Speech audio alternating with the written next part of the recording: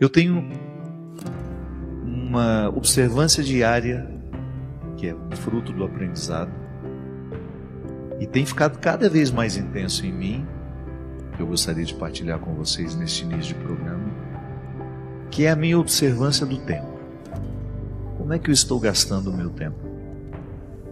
Eu acredito, minha gente, que a gente fica mais feliz, se é que a gente pode dizer assim. Vocês sabem que eu prefiro mais o conceito de realização do que o conceito de felicidade. Às vezes o conceito de felicidade, quando ele nos ocorre, ele vem muito vazio, né? E a gente acaba limitando a felicidade a alguns momentos. Não estou falando disso. Estou falando de sentir-se satisfeito, mesmo tendo problemas e dificuldades na vida. Porque às vezes a forma como as pessoas compreendem a felicidade exclui as dificuldades da vida. E não é verdade isso. Nenhuma pessoa pode viver fora das dificuldades da vida. E nem por isso nós estamos impedidos de sermos felizes. Quando a gente fala em realização humana, parece que nós compreendemos as dificuldades como partes irrenunciáveis na nossa vida. Então eu me sinto mais realizado à medida em que eu tenho uma boa relação com o tempo. Há algumas semanas nós trouxemos aqui a Isabela Camargo, que nos ajudou a refletir sobre a síndrome de burnout, que é justamente quando o excesso de trabalho nos adoece. Burnout é todo o processo de desequilíbrio mental mesmo, nascido dos nossos excessos, sobretudo no trabalho. Naquele dia a gente falava de como nós temos uma dificuldade de lidar com o momento presente. Você pode observar, nós estamos cada vez mais assim. Se isso já foi uma característica de outros tempos, de outras épocas, nós podemos dizer que nós estamos praticando muito essa incapacidade de lidar com o momento presente. Tem sido uma constante na nossa vida. À medida que eu falo, você pensa aí no que você vive, nas suas dificuldades também.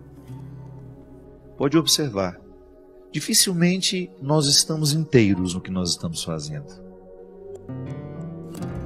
Dificilmente nós estamos inteiros no lugar em que nós estamos.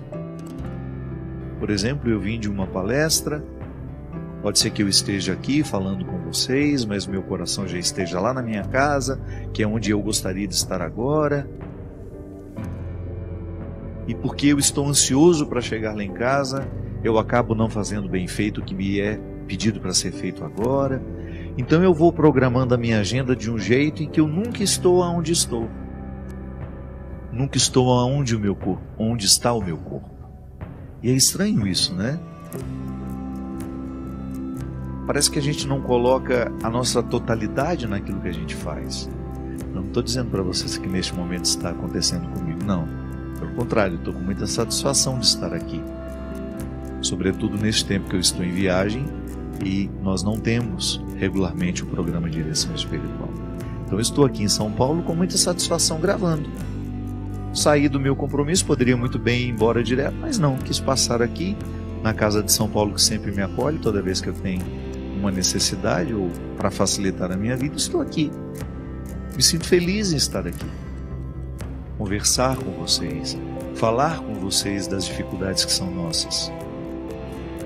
Agora há pouco tempo nós tivemos lá na Diocese de Taubaté, no encontro de padres, uma reflexão sobre a direção espiritual. Eu tive a honra de abrir aquela manhã, aquele dia, a pedido do Dom Wilson, meu bispo, para falar sobre a direção espiritual na vida dos padres. Nós precisamos de colocar o nosso coração na ordem da reflexão. Nós precisamos refletir a vida que a gente vive. Então eu me sinto muito satisfeito em ter este espaço há mais de 10 anos, acho que há quase 13 anos já, o programa Direção Espiritual acontece. Eu me sinto extremamente feliz de estar aqui. Mas eu não posso negar que em muitos momentos da minha vida eu não estou aonde está o meu corpo. Eu não estou onde está o meu corpo, porque minha cabeça está longe. E a gente sabe que não pode separar o corpo da alma, né? Isso é apenas uma forma de dizer. Mas quando eu digo que eu não estou aqui, ou quando eu estou ali, não estou lá, é porque o meu pensamento está em outra situação. Essa semana mesmo eu estava falando disso. Nós estamos conversando com uma pessoa e ela está mexendo no celular. Às vezes a gente está falando de coisas sérias, de coisas importantes, e o outro, por sua vez, ao invés de estar com a gente, escutando, olhando na gente, porque é importante a gente olhar no outro enquanto ele fala, nós estamos longe ali, falando com uma outra pessoa, cuidando de uma outra situação, que não é aquela que está ali diante de mim. Isso é um desrespeito, né? E muitas vezes nas nossas relações familiares este hábito vai ficando socializado. E se você reclama, a pessoa ainda diz: mas eu estou prestando atenção no que você está falando. Não está. Ela está me dando um pouco de atenção, mas não a atenção que eu gostaria de ter para tratar daquele assunto. É claro que se for um assunto trivial, mas se for uma situação que eu preciso da atenção da outra pessoa, é uma falta de respeito com quem fala. Mas nós estamos assim. Nós estamos com dificuldade de ficar onde está o nosso corpo. E aí, minha gente, nós começamos a criar uma indisposição interior que pode até chegar a virar uma doença. Como nós falávamos naquele programa com a Isabela, as doenças causadas pelo trabalho estão intimamente ligadas à insatisfação. A pessoa está insatisfeita, ela vai para cumprir o tempo, não há satisfação em fazer o que faz, em trabalhar no que trabalha, e consequentemente vai gerando um mal-estar emocional que mais cedo ou mais tarde estoura das mais diversas formas. Um desequilíbrio psiquiátrico, ou até mesmo problemas físicos, porque as nossas insatisfações emocionais, elas desaguam no corpo. É no corpo que tudo isso está acontecendo.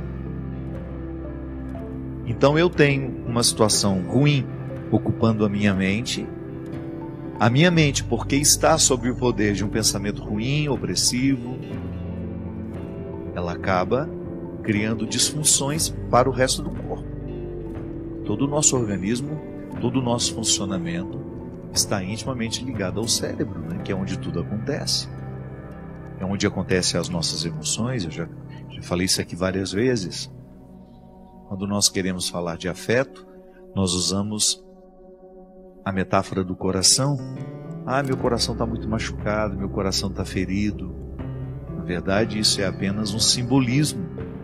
A gente fica ferida no cérebro. É o pensamento. É aqui onde tudo é arquitetado. É onde eu sei que eu sou eu, que você é você. É no nosso cérebro que nós temos as informações afetivas. E tudo isso manda recado para o resto do corpo. Então há muitas insatisfações emocionais, frutos deste jeito de viver estranho, que repercutem no nosso corpo. E é interessante porque nós já falamos tanto sobre isso, não é? Eu acredito que você mesmo, nas suas rodas de conversa, vira e mexe, você fala dessa dificuldade que você está tendo com o tempo. E por que a gente não toma decisões favoráveis, minha gente? Por que nós adiamos tanto, se nós já sabemos que estamos adoecidos por causa da nossa relação estranha com o tempo? De nunca estar onde estamos, ou às vezes de protelar decisões que modificariam a nossa maneira de lidar com o tempo? Sim, porque não há outra forma de lidar, melhor, de modificar a relação que você tem com o tempo, a não ser tomando decisões. Eu já dei esse testemunho várias vezes, mas nunca é demais dizer. Quando eu adoeci e eu precisei tomar os remédios, uns 20, 30 dias depois, eu já estava mais equilibrado. Os remédios me provocaram uma melhora. E quem teve síndrome do pânico, agora essa síndrome de burnout, a depressão, sabe exatamente o quanto de fato a gente necessita da medicação. A medicação é fundamental, porque às vezes o que está faltando em nós é química. O organismo, por causa do estresse que a gente vive, nós não temos a produção hormonal que nós deveríamos ter. Nós não temos, por causa das vezes da nossa alimentação desregrada, descuidada, a gente não tem os nutrientes necessários, justamente por não termos uma atividade física, por não produzirmos as enzimas, os hormônios necessários para o bem-estar, porque o corpo todo ele é movido por hormônios. Hormônios para acordar, hormônios para ficar mais feliz, hormônios para dormir. Nós somos um mecanismo regulado o tempo todo por uma produção hormonal que é a primeira a sofrer quando nós temos um período de estresse. Então eu posso estar doente por um estilo de vida. O meu estilo de vida vai me adoecendo. Se eu como mal, se eu não durmo bem, se eu atraso o meu descanso, se eu negligencio o meu tempo de descanso, fazendo coisas que poderiam esperar, se eu não faço o esforço para colocar na agenda do meu dia um momento para a atividade física, para o cuidado do corpo, é muito provável que mais cedo ou mais tarde eu receba a fatura, eu adoeça, porque quimicamente eu fico desorganizado. E tudo em nós é química. Nosso organismo é muito inteligente, minha gente. Nós produzimos químicas para tudo. Mas se nós negligenciamos o cuidado que temos com o corpo, lamentavelmente o organismo não consegue, durante muito tempo, dar o que precisa para a gente manter-se bem. Para a gente se manter bem. Então, quando eu adoeci e tive a melhora que o medicamento me trouxe, a primeira decisão, e eu acho que foi a mais sensata, foi: então, já que agora o medicamento me equilibrou, eu tomarei as decisões necessárias para interferir naquilo que está me adoecendo. E o que estava me adoecendo, que ficou claro como dia, a minha lida com o tempo. A forma como eu estava lidando com o tempo. Definitivamente, eu não nasci para viver na correria que eu vivia. Não é próprio do meu jeito de ser. Você entende muito bem o que eu estou falando. Há pessoas que não conseguem viver de outro jeito. A correria não é nenhum problema para elas. Elas gostam. Eu não, minha gente. Eu gosto de ficar. Eu tenho prazer em ficar. Mas de repente eu tinha uma vida que não me permitia ficar. Eu estava o tempo todo para lá e para cá, para lá e para cá. E vivi anos, mais de 10 anos nesse estilo de vida. Então, no momento em que eu me senti capacitado, no momento em que eu me senti mais equilibrado, poderia dizer, eu fui tomar as decisões. Porque se eu não tomasse as decisões, eu não estaria sendo justo comigo, com os meus remédios, com o médico que me acompanha, com os amigos que estão interessados na minha recuperação, com a minha família que está preocupada comigo, com aqueles que de fato ficam preocupados com a gente. Porque não é porque é a família que está preocupado com a gente. Aliás, boa parte das pessoas das nossas famílias às vezes nos interpretam como caixas eletrônicos. Lembra da gente quando precisa de dinheiro. Fala daquelas pessoas que estão de fato preocupadas com a gente, que se interessam pelo nosso bem-estar.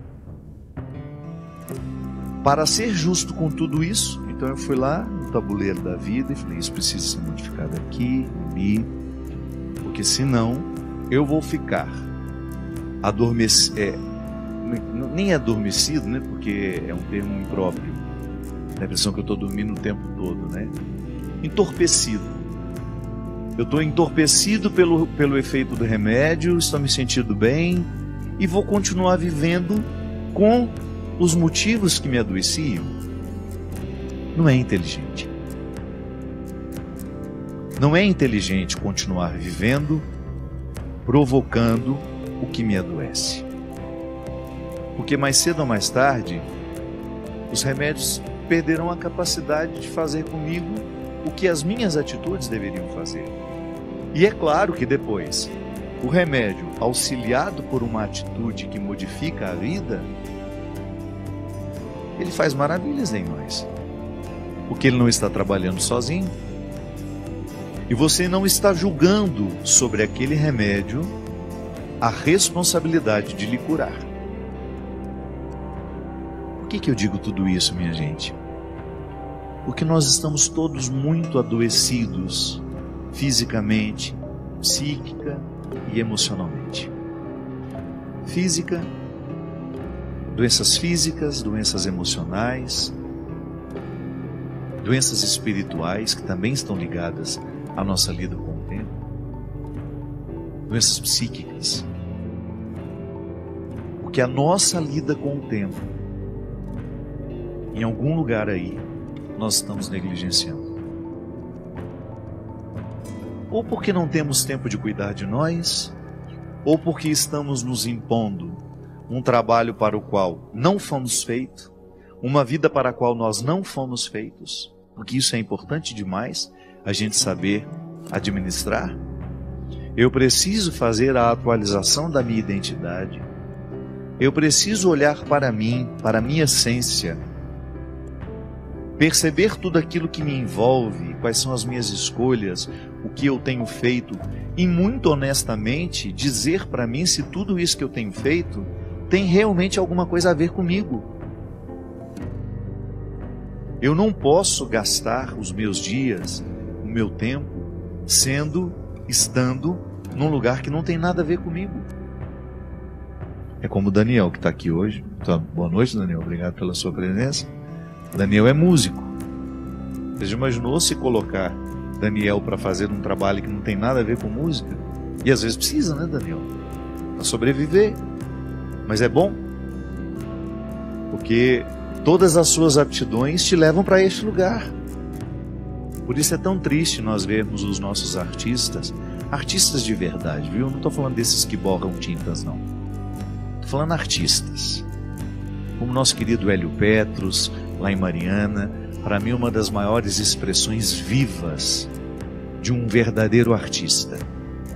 De um homem que pega um bloco de cedro e retira uma imagem dali de dentro, uma perfeição, um trabalho que leva tempo. Não estou falando disso que hoje às vezes as pessoas chamam de arte, que está muito mais ligado ao entretenimento. A gente pega umas coisas aí cheias de sujeira e falam que isso é arte. A pessoa não levou nem 15 minutos para fazer aquilo. Estou falando de arte de verdade. Um artista, por exemplo, que não consegue sobreviver do seu trabalho, ter que fazer uma outra coisa, é muito triste. Ou vocês aqui todos que estão trabalhando na equipe técnica, se vocês não gostam do que fazem, é cruel.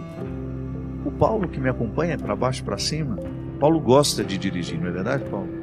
Paulo tem satisfação de dirigir. Imagina se ele não gostasse. Nunca vi esse menino mal-humorado. Nesses longos anos que eu estou com ele, já vi cansado. Mas mal-humorado, insatisfeito, não. Sempre disposto, disponível, me ajuda muito mais. Vai muito além da função de motorista. Mas está feliz. Retira ali do seu trabalho o sustento da sua família, mas retira com felicidade, com alegria. Gente, é muito triste a gente ter de passar uma vida inteira trabalhando numa situação ou num lugar, num ofício que não tem nada a ver com a gente. É por isso que você que está aí com filhos, no processo de escolha do que farão da vida, deixe os filhos manifestarem o que eles gostam. Lá se foi o tempo em que a gente obrigava filho a fazer aquela faculdade, porque essa era a profissão do seu pai, essa é a profissão da sua mãe, e você tinha muito orgulho deles. Tá bom, Mantenha essa alegria, esse orgulho que você tem dos seus pais, mas não imponha aos seus filhos que eles vivam aquilo que você gostaria de ter vivido. Porque essa é a sua lida com o tempo. Esse tempo não vai voltar. O tempo que você está sendo infeliz num determinado lugar, num relacionamento, numa situação, este tempo não volta. Este tempo não volta. Tome a decisão que seja favorável a você e, consequentemente, você favorece as pessoas que estão ao seu redor, porque gente feliz não incomoda outras. Pode observar, as pessoas mais difíceis, aquelas pessoas que estão sempre aborrecidas, sempre chateadas com a própria vida, elas têm dificuldade de ver a alegria e a felicidade das outras. São pessoas pesadas, difíceis. Por quê? Elas não estão felizes na lida com o tempo. Então a lida com o tempo, a sabedoria na lida com o tempo é fundamental para que nós tenhamos a satisfação de você perceber que você está no lugar certo, fazendo a coisa certa. Nada pode ser superior a essa alegria, minha gente. Saber que estamos fazendo a coisa certa. Porque lá você vai enfrentar dificuldades, mas você enfrenta com alegria. Se você escolheu a profissão que você de fato gosta, nem é que vai te deixar mais rico. Porque às vezes as pessoas, porque querem uma profissão que vai dar mais resultado financeiro, para isso abrem mão da felicidade. Muito embora os nossos filhos estão muito mais livres para isso. Eu percebo essas gerações mais jovens muito mais interessadas em ficarem realizadas, em ficarem felizes, do que acumulando dinheiro. As IAs olham para nós, olham para os pais que trabalharam a vida inteira e não tiveram nem tempo de desfrutar do resultado do trabalho, com uma crítica. Eu não quero viver assim. Quantos pais hoje estão com dificuldade de passarem as suas empresas para os filhos, porque eles olham para os pais, observam como eles viveram este tempo em que tiveram aquela empresa, percebem que não foram felizes porque ficaram administrando para ter dinheiro, para isso, para aquilo. Eles olham e falam: ixi, eu não quero isso para mim não. A transição é muito difícil, porque às vezes os nossos filhos estão olhando para o nosso jeito de viver, estão tendo muita sabedoria, muita sensibilidade em perceber que nós não soubemos lidar com o tempo. E eles não querem cometer o mesmo erro. E eles estão certos. Não tenha vergonha de repente, você perceber que você está precisando do conselho do seu filho. Ele está mais livre do que você. Ele está tendo mais condições de lhe ajudar com um conselho do que você a ele. Às vezes os papéis se invertem, não tem nenhum problema. Às vezes o seu filho já está desfrutando de uma liberdade, de uma coragem de ser quem ele é, que chega até a te incomodar. Incomoda porque nós, quando não conseguimos alcançar o melhor de nós, a gente tem uma tendência a querer que os outros também não alcancem o melhor deles. Então há muita gente jovem que está conseguindo viver com responsabilidade. Eu não estou falando de libertinagem, não, estou falando de fato levar a sério a realização humana. Eu nasci para isso, eu quero trabalhar com isso, não me importo que vou ganhar menos, sei que contrario o meu pai, mas eu quero fazer o que me dá prazer, que me dá satisfação. E você fique tranquilo, porque lá onde dá satisfação, ele vai encontrar as dificuldades da vida. Porque às vezes nós temos esse discurso, né? Eles querem o que é mais fácil. Não é não. Até onde a gente é feliz, nós temos dificuldades. Só que são as dificuldades certas.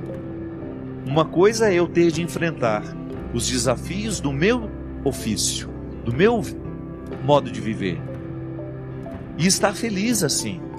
Outra coisa é eu viver os desafios de uma situação que não é minha, que não é para mim, que não tem nada a ver comigo. Aí sim é um sofrimento dobrado. Por isso, minha gente, fiquemos atentos. Deus nos acorda para isso o tempo todo. para que nós sejamos as pessoas certas, nos lugares certos. E vale a pena a gente refletir sobre isso. Todos os dias antes de dormir, hoje eu fui quem eu poderia ter sido? Hoje eu fiz o que de fato me cabia fazer? Eu fui honesto comigo? Eu busquei a melhor parte? Eu fui honesto em querer, em lutar, em trabalhar, em vencer as dificuldades para ter condições de assumir o meu lugar no mundo? Esse é um indicativo de realização humana, quando a gente percebe que nós estamos vencendo dificuldades que fazem sentido. São sofrimentos que fazem sentido, porque eles estão contribuindo para o nosso crescimento. Medir o cristianismo da gente. Não existe régua para saber o quanto a gente já é cristão. Mas há alguns indicativos interessantes para a gente prestar atenção. Um deles é a qualidade das nossas amizades. Nós temos bons amigos, construímos bons amigos. O que eu acho interessante é que às vezes a peregrinação é uma feliz oportunidade de construir bons amigos. Porque ali você encontra pessoas que talvez estejam vivendo as mesmas buscas, e isso favorece demais o encontro. A gente vai ficando cada vez mais exigente no que diz respeito a relacionamentos. Quanto mais a gente cresce em Deus, maior é o nosso crivo para os relacionamentos. Não é que a gente vai desprezar as pessoas, não é que a gente vai ficar arrogante, orgulhoso, não, pelo contrário. A experiência com Jesus, ela vai nos simplificando. E porque a gente vai ficando mais simples, a gente fica também sem rodeios para dizer o que queremos ou não.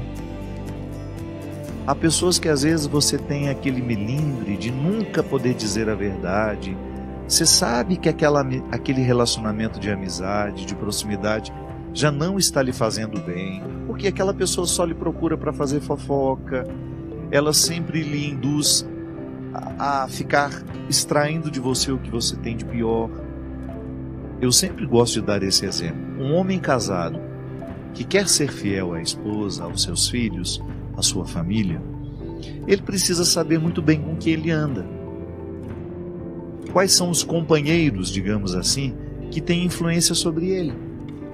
Porque se ele quiser ser fiel, é claro que ele não vai poder abrir guarda, baixar a guarda, para que pessoas que não estão nem um pouco interessadas na fidelidade dele à família estejam por perto e influenciando.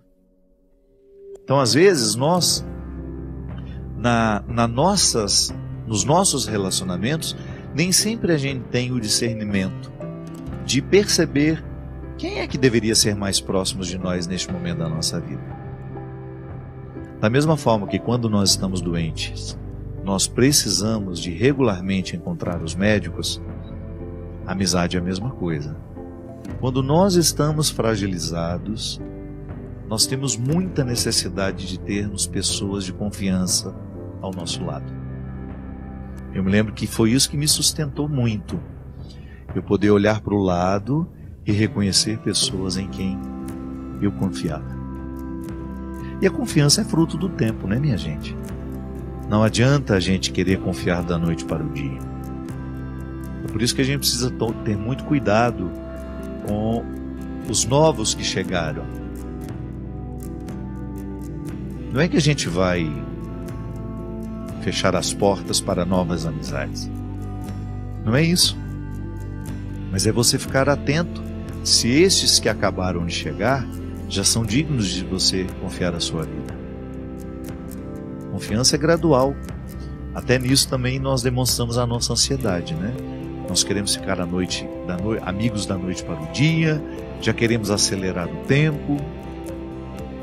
Pode ter riscos nessa atitude, nessa escolha. Quando nós falamos de tempo na lida com o tempo, eu gosto muito deste texto de Eclesiastes, que você já deve ter escutado muitas vezes.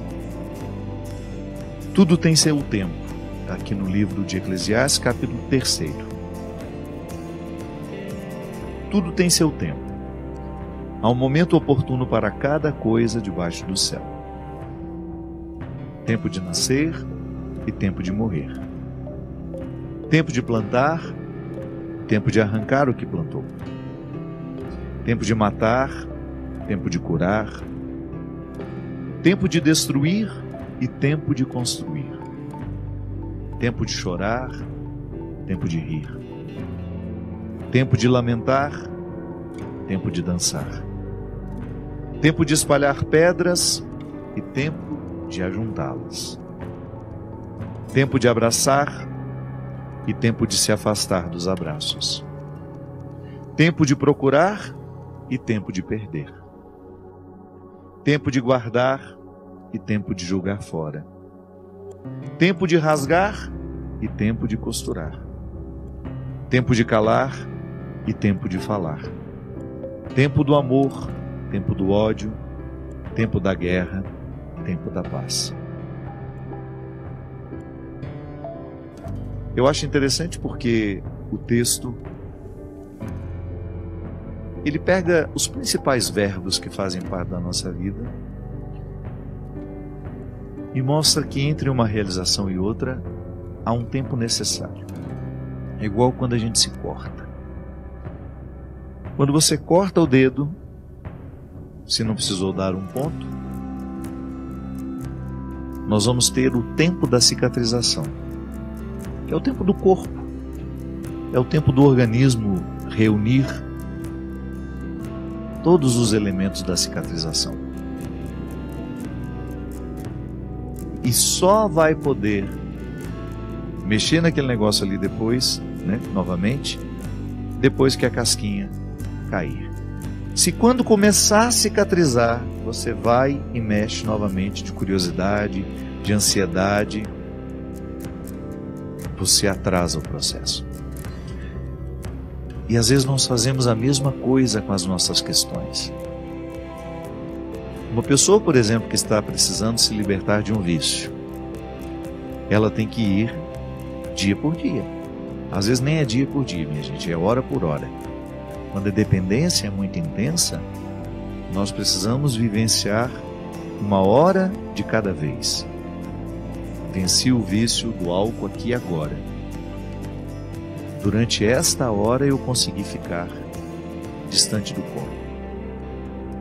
Estabeleço uma nova luta para a nova hora, para este novo tempo. E assim a gente vai. Se eu achar que já estou curado e pegar o copo, vou só dar uma cheiradinha. Ixi, às vezes a gente volta a estaca zero. O mesmo a gente faz e percebemos acontecer com outras pessoas quando elas estão tentando se libertarem de relacionamentos abusivos. Porque o relacionamento abusivo é aquele, vamos dar um exemplo simples, aquele namoro que você sabe que só lhe faz mal, a pessoa não lhe quer bem, te usa o tempo todo, te trai o tempo todo, mas você gosta dele. Ah, mas eu não consigo me libertar, eu não consigo viver longe. Pois é. Entre a decisão de que você precisa fazer alguma coisa por você até um resultado final de uma libertação, há um tempo que você não sabe nem precisar quando será. O fato é que se você não vive a vitória de cada instante, você nunca vai se libertar daquela pessoa. Você será eternamente dominada por ela. Viverá eternamente aquela relação dominante que lhe faz mal, que lhe desfavorece. Eu me lembro que eu acompanhei um caso uma vez de uma moça que estava muito decidida que ela precisava terminar o namoro dela. Pra você ter uma ideia, ela já tinha apanhado várias vezes do namorado. Violência física mesmo. Sem contar a violência emocional, que foi justamente afastá-la de todos os amigos. No primeiro momento, ela foi deixando de ter os vínculos que ela tinha, de amizades, deixou de estar com aquela amiga que antes era muito próxima, deixou de estar... Tudo porque ele impunha. Aos poucos ele ia semeando uma discórdia, ele ia falando mal daquelas pessoas para ela. Enfim, ele queria que ela ficasse desprotegida. porque um amigo pode alertar, né? Olha, abre o olho com esse namorado novo que você arrumou, pode fazer mal. Quanto mais sozinha a pessoa estiver, mais fácil ela fica de ser dominada. E depois que ele a afastou de todos os amigos, ele começou a afastá-la da família. E para mim ali foi o primeiro passo que porque eu notei, era uma pessoa de minha convivência. Eu falei, gente, não está certo esse negócio. Porque quem nos ama faz questão de que nós estejamos junto das pessoas que nos amam também. É como eu vejo a minha mãe, por exemplo, feliz por saber que eu sou cuidado por onde eu vou. Porque o amor da minha mãe é verdadeiro. Diferente de uma pessoa que quando vê que eu estou sendo cuidado por uma outra, sente ciúme. Não estou dizendo que minha mãe nunca teve ciúme, mas é que o primeiro movimento é sempre ruim, né? Ai, que inveja, ai, queria estar lá fazendo isso por ele. Mas depois vem o amor. Não, mas que bom, eu não estou lá, alguém está fazendo por ele. O sentimento é possessivo e doentio quando você não é capaz de pensar no bem que eu preciso receber quando estou lá. Você quer que só você faça o bem. Então você fica privando a pessoa. Isso não é amor por isso. Quando a gente percebe que o outro está querendo nos afastar das pessoas que nos amam, tem que acender uma luz. A luz do perigo. Alguma coisa está errada. E assim foi. Que conseguiu afastá-la dos amigos, conseguiu afastá-la da família, e aí sim estabeleceu sobre ela uma relação de muita agressividade. Todos os aspectos de agressividade, da agressividade que você puder imaginar. Todos os desdobramentos dela. A violência verbal, a violência emocional e, por fim, a violência física.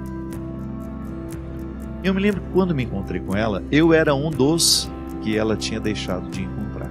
E como era uma pessoa que eu gostava muito, eu fiz questão de procurá-la. No primeiro momento ela resistiu em conversar comigo. E quando a encontrei, tinha acabado de acontecer uma discussão muito séria entre eles, ela estava muito fragilizada e ela chorou muito. Chorou muito, muito, muito, muito. E me pediu ajuda. E eu me lembro, minha gente, que a ajuda que ela tanto queria, era muito simples. Ela queria construir dentro dela, o que é simples e ao mesmo tempo é difícil. Ela queria construir dentro dela a convicção de que aquilo que ele fazia com ela não era o certo. Olha como a pessoa fica frágil. Ela precisava ouvir de alguém que aquilo que ele fazia com ela não era o certo. Que uma pessoa que ama não faz aquilo que ele fazia. Olha a que ponto chega uma pessoa, onde está sob o domínio de outra. Aquilo que nós chamamos o sequestro da subjetividade. Eu tenho um livro sobre isso, que chama-se Quem Me Roubou de Mim. Eu falei, mas por que você precisa que alguém lhe diga isso, se você já sabe? Ela fala, eu preciso acreditar. E eu já não acredito mais em mim. Eu preciso acreditar, eu preciso ouvir isso todos os dias, eu preciso conversar sobre isso, preciso falar com liberdade sobre isso, porque eu tenho consciência que ele me faz mal, mas eu ainda não tenho forças para lutar contra isso. E assim foi. Nos encontrávamos, né, sempre que podíamos, ou nos falávamos pelo telefone, para ela começar a fortalecer dentro dela a vontade, a consciência de que aquela vida que ela estava vivendo não era justa. E eu me lembro, minha gente, que desde essa decisão até a capacidade de largar esse namorado foi mais de 2 anos. Um período longo. Um período longo porque ela recaía sempre. Sempre da mesma forma, sempre do mesmo jeito. Quando ele percebia que ela estava indo embora, que ela estava se libertando daquele relacionamento, daquele sequestro que ele tinha estabelecido para ela, ele se fazia de vítima, dizia que precisava dela, que precisava conversar com ela, e sempre tinha uma desculpa. Ou era uma roupa que ele tinha esquecido na casa dela, que ele precisava buscar, ou era uma coisa de cartão de crédito, de que ele estava devendo a ela, não sei mais o que. E ele começou a perceber que isso dava certo. Ele sabia exatamente como mexer as peças do tabuleiro. E ela sempre caindo na história dele. E cada vez que ela caía, porque eles voltavam. Eu preciso ir aí buscar uma camiseta que eu tenho certeza que está aí. Ela falava, não, eu mando para você a camiseta. Passava 10 minutos e ele estava lá na porta. Aí, todo carinhoso, já não era mais aquela pessoa agressiva que era. Ela voltava a estaca zero. Aí, quando tinha coragem de me contar porque voltou, que às vezes nem contava, eu ficava sabendo pelos outros, meu Deus, voltou novamente. Que eu perguntava, eu não te contei, porque ele está tão diferente, eu tenho certeza que você não vai, eu sabia que você não ia acreditar, eu prefiro acreditar nele de novo. Enfim, minha gente, tudo resultado de uma dependência que aconteceu e de uma pessoa que não está sendo capaz de viver a transição da libertação, porque toda libertação requer um período de transição. Ninguém fica liberto de uma dependência emocional, de uma dependência química da noite para o dia. Da mesma forma como a gente também não fica viciado da noite para o dia. O relacionamento abusivo também não se estabelece da noite para o dia. Aos poucos que a imposição vai acontecendo. E aí ela ficou nessa lenga-lenga durante 2 anos. Eu me lembro que quando teve o último episódio entre os dois, até a polícia foi chamada. Ele a agrediu muito e agrediu na casa do pai dela. O pai dela não estava, quando chegou, aquela confusão, aquela história toda, enfim. E eu sempre dizia para ela, se você não tiver coragem de corrigir esse vínculo agora, mais cedo ou mais tarde isso vai terminar em tragédia, que já não há mais respeito. E ela sempre fala, mas o que eu faço? Eu não consigo. Pois é, você consegue, você precisa conseguir um pouco de cada dia. Hoje você venceu a dependência dele. Igual eu falava anteriormente, quando a dependência está muito enraizada dentro de nós, nós precisamos vencer minuto a minuto, hora a hora, dia a dia, para depois você ter o privilégio de colecionar meses de superação. E às vezes, minha gente, a separação precisa ser muito radical. Não adianta você ter o telefone, eu bloqueei ele no meu celular. Mas você não o bloqueou, mas ele tem outras formas de chegar até você. Eu bloqueei ele um tempo, depois eu fiquei com dó. Tudo formas de se auto-sabotar. Não está sabendo viver a terapia do tempo. O povo de Israel, para poder chegar à terra prometida, precisou viver 40 anos de andanças, de transição. A terra prometida só foi possível porque eles atravessaram o deserto. E o deserto não é um lugar fácil de ser atravessado. Não é prazeroso passar pelo deserto. Mas quando nós pensamos que a terra prometida nos espera, então a gente se sente motivado a viver o dia a dia. A gente precisa ter os olhos no que a gente quer alcançar. E não é fora de nós, não. Porque às vezes nós colocamos...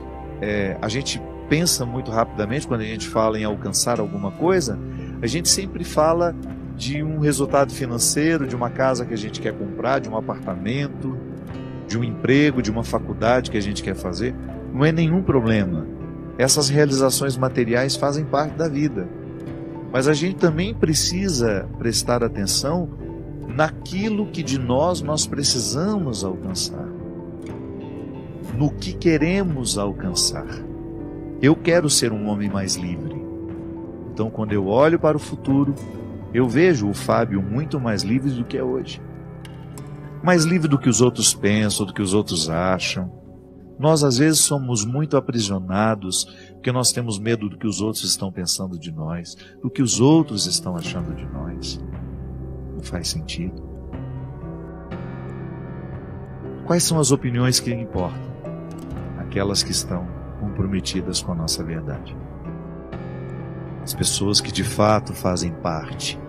O conselho que nós estabelecemos para nos aconselhar para nos influenciar, aí sim faz sentido prestar atenção. Mas todos nós, de alguma forma, precisamos. Há algo a ser alcançado longe, não aqui agora. Não é um apartamento, não é uma casa, mas é um jeito de ser que eu quero alcançar. Como essa menina, que sabia que precisava alcançar nela a libertação.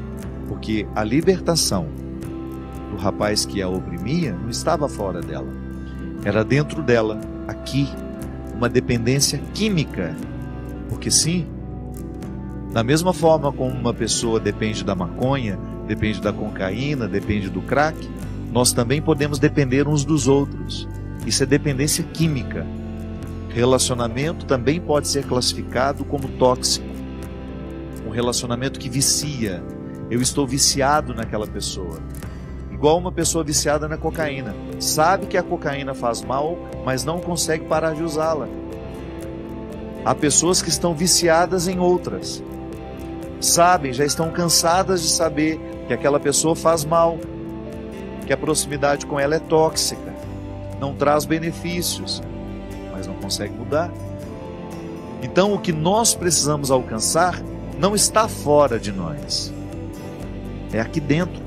Preciso cortar esse visgo que me prende. Preciso ser livre. E foi interessante porque aquela menina, com muita luta, com muita dificuldade, não foi fácil. Ao final de tudo, ela conseguiu arrancar aquele menino da vida dela. E ele a infernizou ainda por muito tempo.